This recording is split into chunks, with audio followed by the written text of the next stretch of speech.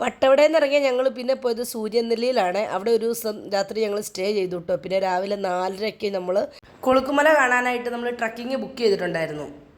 ഒന്നൊന്നര ട്രക്കിംഗ് ആയിരുന്നു. വളരെ മോശം വഴിയാണ്. നടുവേദനയുള്ളവരൊന്നും അങ്ങോട്ട് ചൂസ് ചെയ്യാതിരിക്കണമായിരിക്കും നല്ലത്. കൊളുക്കുമലയിൽ ആകാശം ഏത് മഞ്ഞ് ഏതെന്നൊന്നും അറിയാൻ പാടില്ലാത്ത അവസ്ഥ. ആകാശം കൈയെത്തി പിടിക്കാമെന്നൊക്കെ പറയണ പോലത്തെ ഒരു എക്സ്പീരിയൻസ് ആയിരുന്നു കേട്ടോ അത്.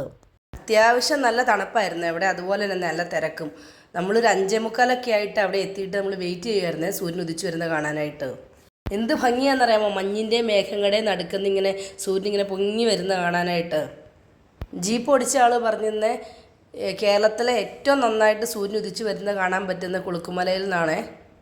മൂന്നാറിലും വട്ടവടയിലൊക്കെ ഒത്തിരി വട്ടം വന്നിട്ടുണ്ടെങ്കിലും കൊളുക്കുമലയിൽ ആദ്യമായിട്ടാണ് ഞാൻ വരുന്നത്.